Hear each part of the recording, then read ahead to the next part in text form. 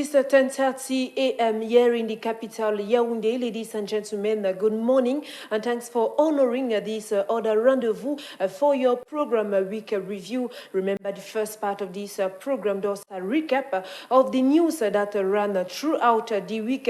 In the second part of this program, we shall receive our guest, who is no other person than EDITH WALLA, president of the CPP. Next on the list, we are going to have Vanessa Balugak for her chronic. And the last but not the least rubric of our program, we are going to have no comments. Don't go far, we shall be right back with news.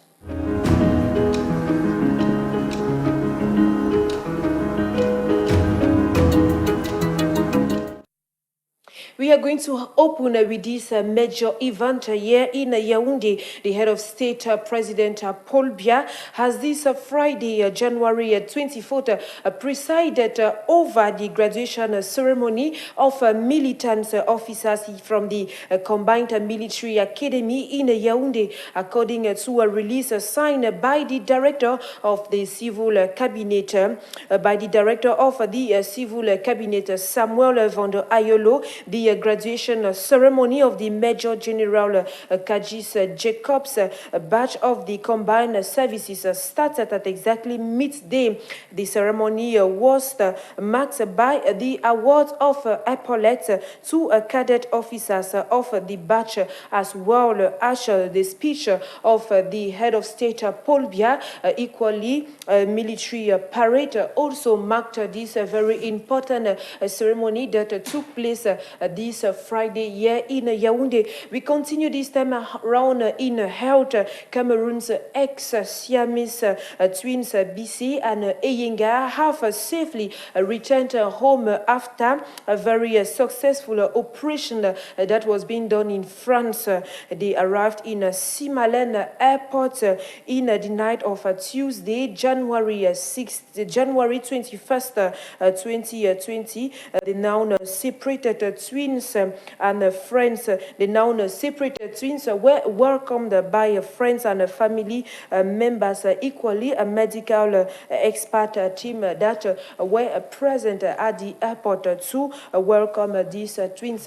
Equally, we note that the mother of these twins, Lorraine, was very happy as she expressed her satisfaction to the entire team of these hospitals, as well as each and every person that supported her throughout this journey. We are going to follow in religion this week. The Presbyterian Church of Cameroon, abbreviated PCC, has strongly condemned recent attacks on God's people, other civilians, and their property in the crisis-hit northwest and southwest regions of our country. Cameroon, in a strong worded release issued this Wednesday, the PCC says it has a report on the cost alleged security forces, armed fighters, and hence meant on the population of some localities in the two English-speaking regions of the country. The PCC hereby condemns the different acts that has been done in the northwest and southwest region of our country.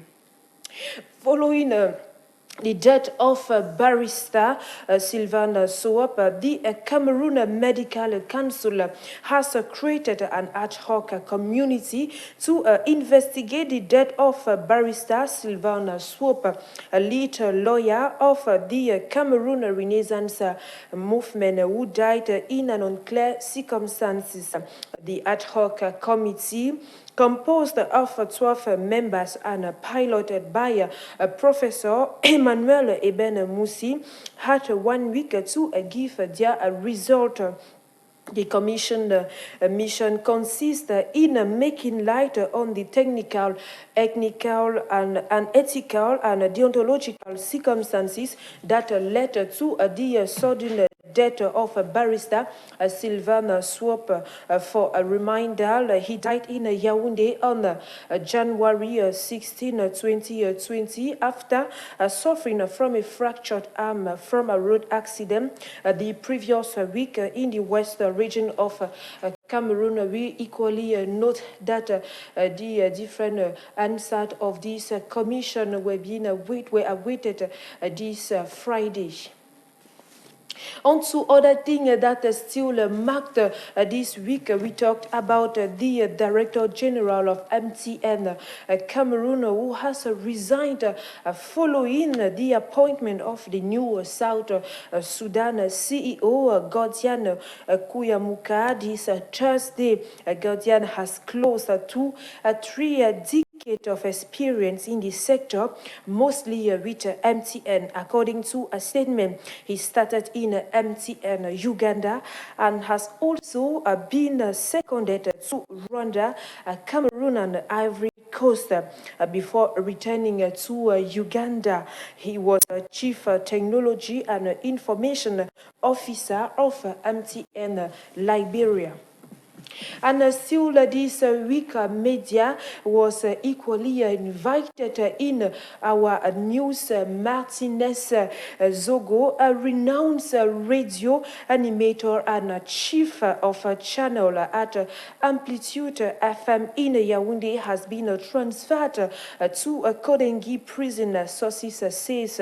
According to these same sources, he was arrested some days ago and detained at the Secretary of State Defense before being transferred to the Yaoundé Central Prison, Kodengi. Kodengi this Wednesday, January 22nd, 2020. A reporter says he is accused of cybercriminality, invasion of privacy, and blackmail following a complaint filed by the wife of the director of civil cabinet at the presidency of the Republic, Samuel Vondo Ayolo. The French daily newspaper Le Jour published an excerpt of an interview granted by Martinez Zogo's lawyer this Thursday, wherein in the latest he says he could be released if all conditions are made. Martinez Zogo, radio animator, is well known for his program and bouteillage broadcast on Amplitude FM. Still in media, the Minister of Communication, René Emmanuel Sadi, has this Friday presided over the inauguration ceremony of the new head office of the Guardian Post newspaper. The ceremony that started at 2 p.m. was highly attended by members of some political classes, equally the civil society, as well as media landscape situated at the effluent neighborhood in Yaoundé. The Guardian Post now boasts of a news room adapted to a modern technology, a spacious and comfortable room, as well as a secretariat and other offices. Every January 21st is known as the National Hugging Day. This day is very popular and equally has become very popular in other countries where it is called Hugging Day, or rather the Hug Day. This day has as aim to encourage others to hug everyone, no matter who they are. Different studies prove that hugging helps build an immune system and reduce equally the risk of heart disease. Ladies and gentlemen, we are going to talk about this other news that still occurred this week after Maurice Kamto, the Cameroonian professor Miranda Metu, has been promoted to the Academic of Public International Law of we note that she has a very brilliant cost, a very brilliant professional cost, because she was equally lecturer in the University of Yaoundé too, and she equally served in the University of Chang in our country here in Cameroon. So we say power to women, and equally congratulations to her. We have come to the end of the first part, but we are not going to go. We are going to have this transition, and we shall be right back with sports.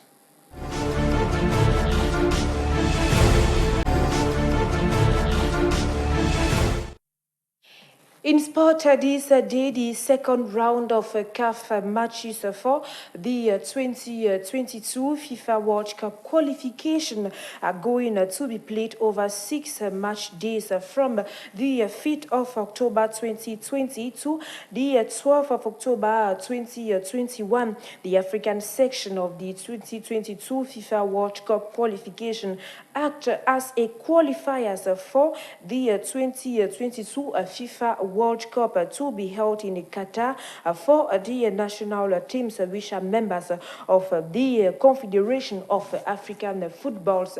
Full stop right now in this first part. Let's have this transition, and we shall be going into the second part entitled The Guest.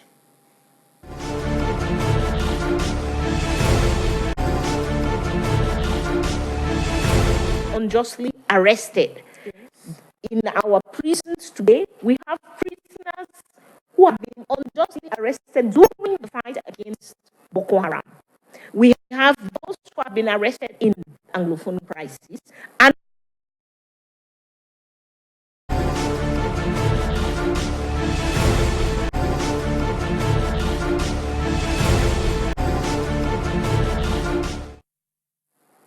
Humanitarian Tele viewers, thanks for remaining with us for the second part of your program entitled The Guest. Remember, the first part of this program just done a recap of the news that ran throughout this week.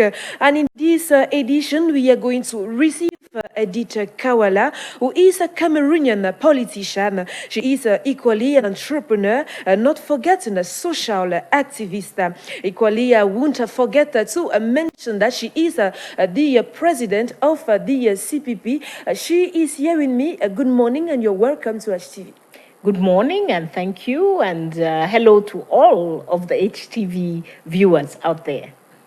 It's a pleasure receiving you here today, and would like to know, can you outline to us some of the activities, or tell us more about yourself above the ones we mentioned? Okay. As you've mentioned, I am an entrepreneur. Yeah. I run a consulting firm called Strategies.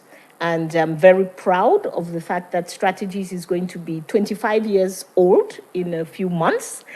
So we have been in the Cameroon business environment for the last 25 years. And we are a consulting firm based in Cameroon, run by Cameroonians, but exporting our services throughout the world.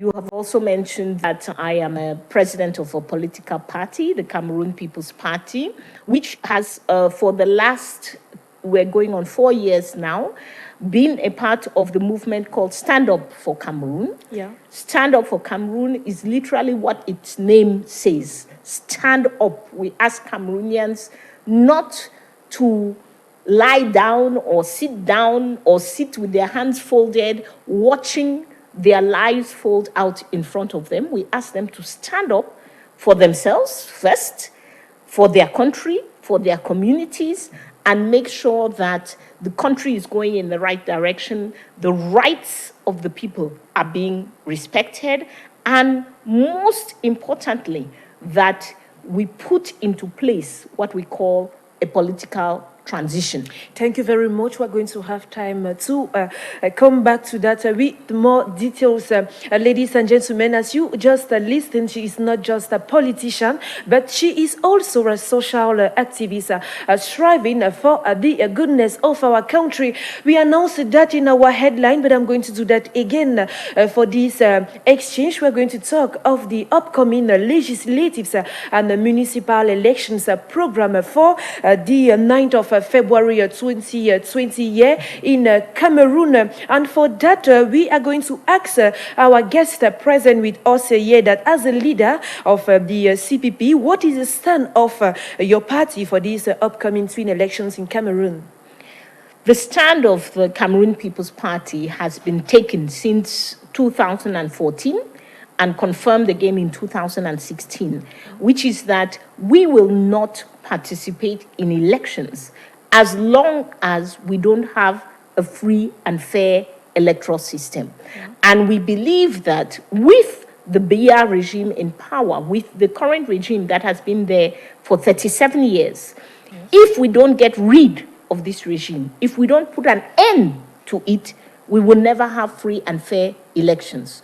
So our focus is on political transition, bringing the regime to an end, putting into place a transitional government, holding a true national dialogue to discuss with one another, to talk about the fundamental problems of our country, revising the constitution of the country and other institutions, including the electoral system, before we can talk about elections.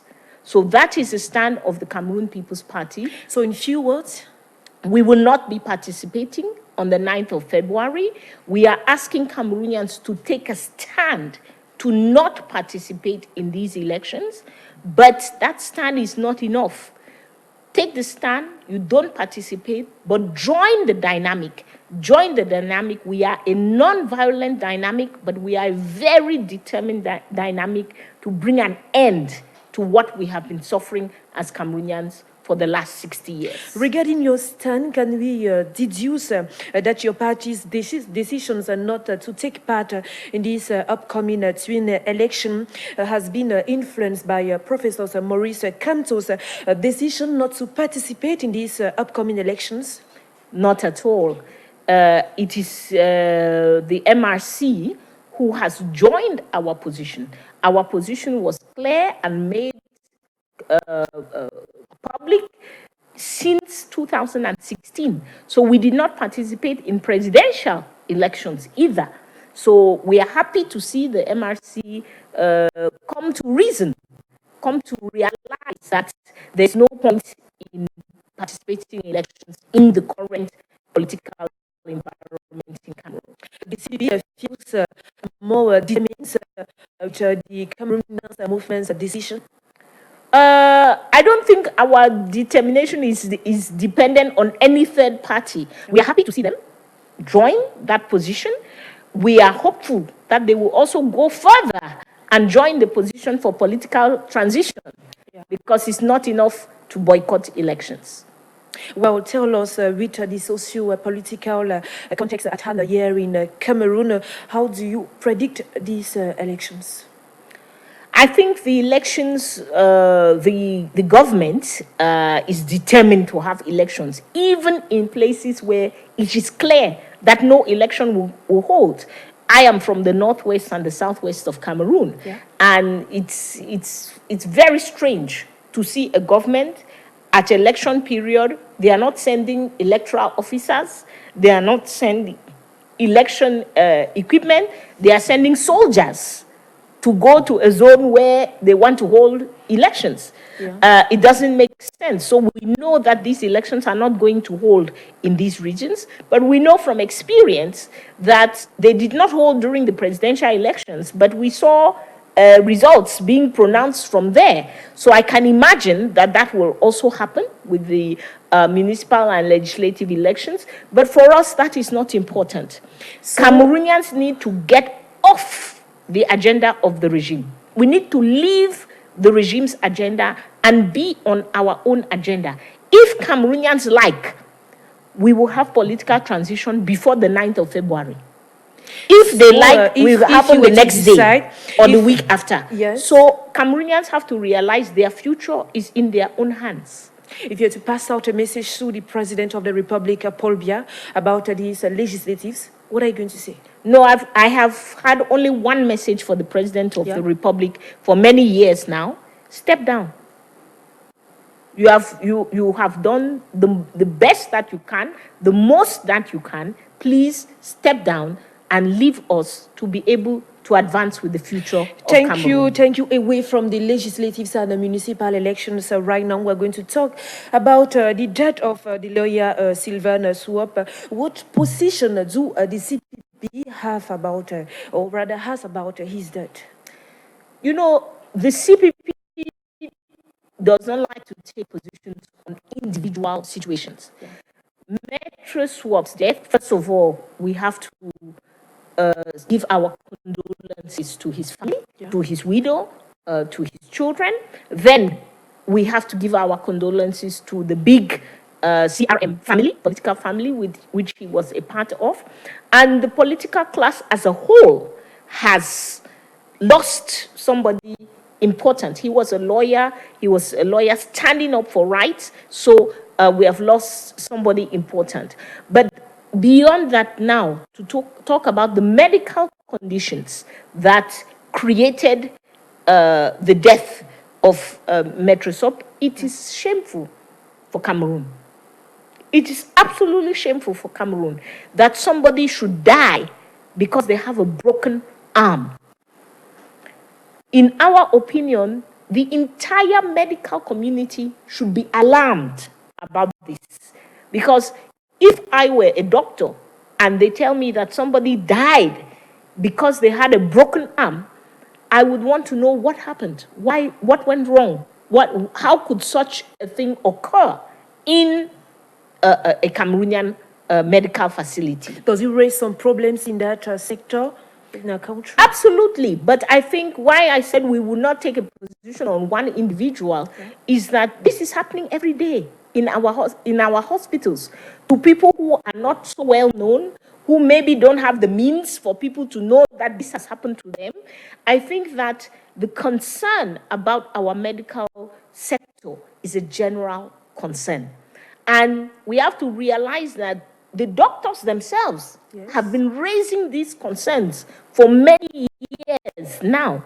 About 2 years ago, we had doctors who went on strike to say that they don't have the working conditions, they don't have the equipment, they don't have the policies in place which actually give citizens access to health care. So this is what must be the concern of every Cameroonian. Metro Swap's case comes as a reminder to tell us that there are very deep problems in our healthcare sector. And these are, again, due to governance. And that is why our position remains that of political transition. Let's turn the page of politics to dwell into your social affairs, notably that of Stand Up. Am I right? Yes. Yeah. So we'd like to know how beneficial is that NGO for Cameroonians? So Stand Up for Cameroon is a movement.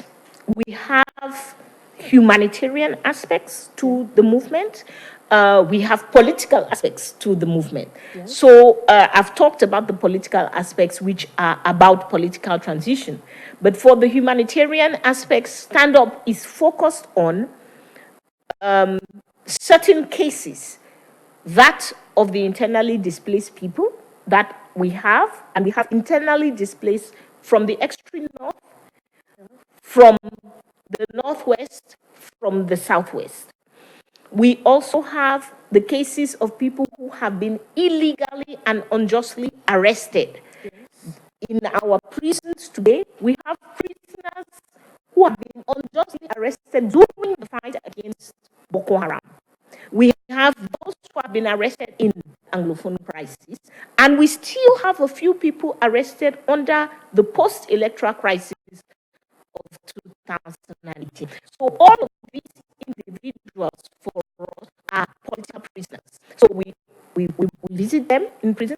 We try to make sure that we remind Cameroonians constantly, because when somebody has been in prison for 2 years, 3 years, the general public can forget that there are these kind of people in prison. So we bring their attention to mind. Same with the case of the internally displaced.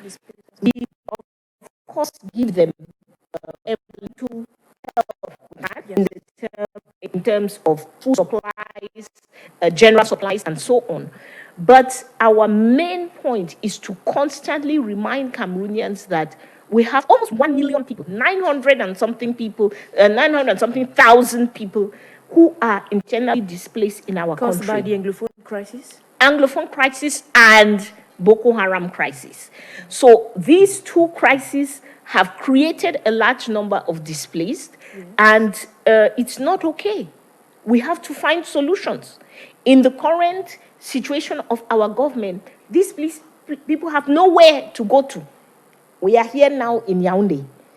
Is there an IDP center in Yaoundé put into place by government? Is the CPP not satisfied with some of the efforts done by the government? Not at all. We are not satisfied even slightly with the efforts of government. The first thing that government is supposed to do is to identify who you are as an internally displaced person. So there should be a place. If you leave photocopy and you write in Yaoundé, where do you go? Where are they? Where are they? We are talking about government centers. We're not talking about centers put into place by UN organizations. We are talking about government centers. People are supposed to come in, be registered, come in, tell the government that I'm looking for my child or I'm looking for my husband. When people are displaced, families are scattered apart. Many times, we went to the extreme north during the crisis. People were looking for their family members. Once you have registered them, you now need to provide them with services. What services are being provided?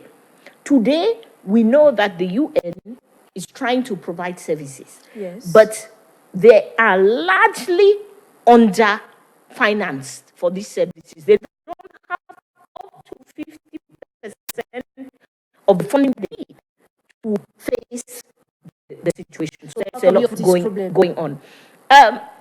We have said it. There is nothing in society without governance. Yeah. You cannot bring solutions to scale. You can bring solutions like CPP is doing for 50 people here, 100 people there, but you cannot bring a solution for 900,000 people unless you have a functional state.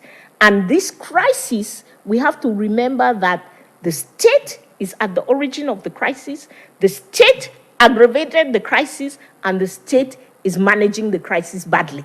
So, in the end, we have a political problem, which is creating a humanitarian crisis. Creating a humanitarian crisis, you just said, but how do you come about affirming all these statements you just mentioned? I think we don't need to affirm. The facts are there for all of us. We look at how did the crisis start? The crisis started because the government did not do its job. Anglophones were marginalized in many ways that we have identified in this country. Yes. Lawyers and teachers wrote to their respective ministries. They wrote to the ministers and said, we have a problem. You are sending us judges who are speaking French in court to English-speaking citizens. You are sending us judges who are requiring us as English-speaking lawyers to write our briefs in French. This is not possible. They got no response. That is the first failure of government. If the ministers concerned, and all those ministers are still in place, if they had simply responded to those letters and called those groups of people, called the lawyers, called the teachers, and talked to them, maybe we would not be in crisis today. If government had not cut off electricity, internet. If government had not cut off internet for close to 3 months in these areas, Yes. I don't think we would have the crisis the way it is today, because the cutting off of the internet was a very terrible mistake by government. They cut off information from Cameroon to those regions, and they opened up the possibility for satellite, and people were getting their satellite information from people who had a separatist agenda, and that is how these regions were, built up into the separatist movement during As those the 3 head of the months CPP, without internet. Do you think at this level the crisis, the Anglophone crisis is reducing, or rather it is increasing? The Anglophone crisis is, we have to look at it in different aspects. Yeah. Violence, after having gone down for some time, violence is going back up. And the state is increasing violence because it wants to have elections. So we have seen just in the last few weeks, the army carrying out a lot of violent actions, including the burning of homes once again. So we see after violence had gone down, it is now going back up. And of course, once violence goes back up, the number of displaced increases. Yes. The statistic from the UN is that in 10 days in December, between the 9th of December and the 15th of December, 5,000 people were displaced. Yes. So we see an increase again in the displaced. We had seen some small improvement in terms of going to school. So according to UN statistics, we moved from about 4% of them going to school in September to about 30% in November. However, the insistence of government to carry out elections and the increase of violence will probably again have a negative impact on these children going to school. Did the national dialogue equally had a negative impact on this crisis? I believe the national dialogue had no impact at all in terms of actually bringing a solution to the crisis. Yes. And it had a negative impact because people had expectations, people had hopes. People felt like maybe something could come out of it. Yes. And the fact that nothing did means that for the particular group of people who are Anglophones in Cameroon, government disappointed once again. Government showed once again that they are not equal citizens. And one word to our fellow Cameroonians watching you at this moment, what can you tell them? I would tell Cameroonians that we have to stand up. We have to stand up in this moment. Our country is burning. Out of 10 regions, 8 are suffering the effects of violent crisis. Yes. Out of 10 regions, 8 have people who are displaced, have people who they are either creating displacement or they are receiving people who have been displaced. Receiving people who have been displaced comes with its own problems. Those people don't have housing, they don't have medical care, they don't have economic activities. Yes. So we are seeing crime increase in the major cities in Cameroon. If we don't sit up as Cameroonians, this situation is going to get completely out of control. If we don't sit up as Cameroonians, this situation is going to go out of control. Those are the words of EDITH WALLA. Thanks for being here today with us. Thank you. It was a pleasure. Ladies and gentlemen, don't go far because Week Review Part 2, it continues.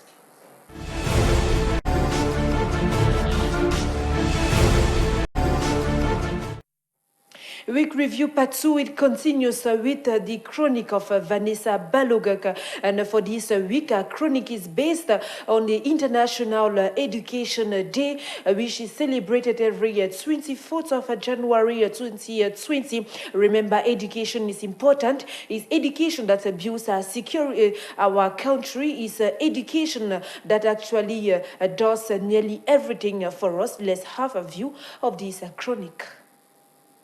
Is a human right, a public good and a public responsibility.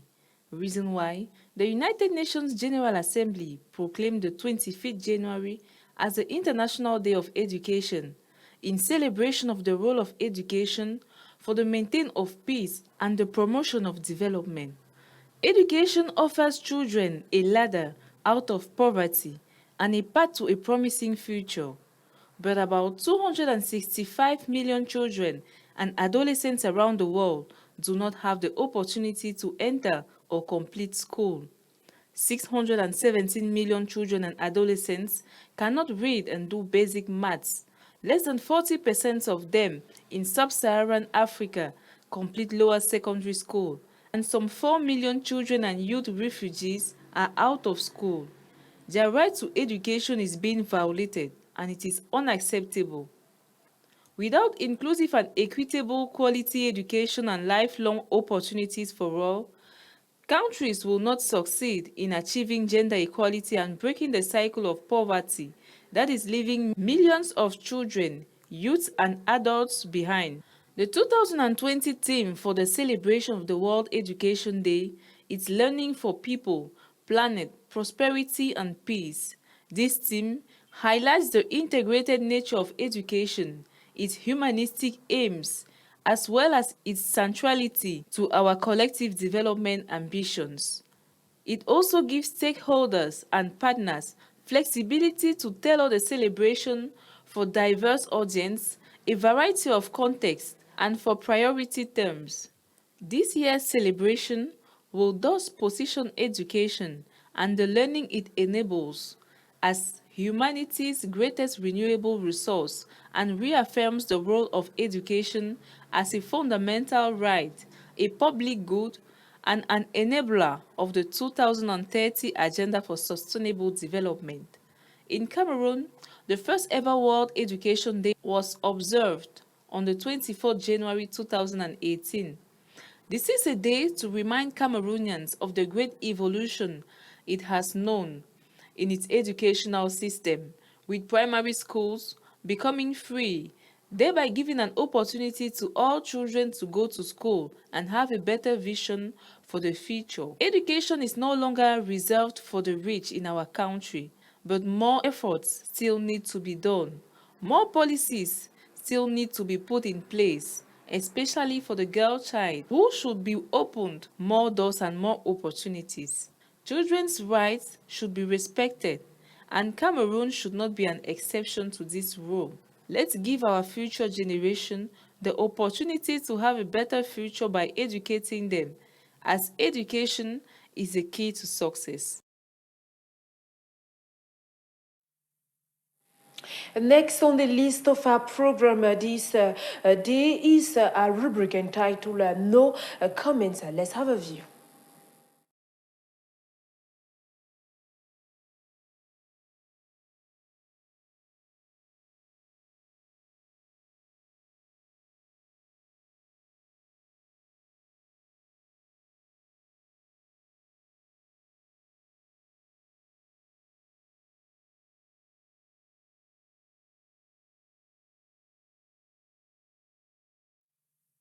Interesting what we can use our phones to do. I hope you just enjoy the video as us.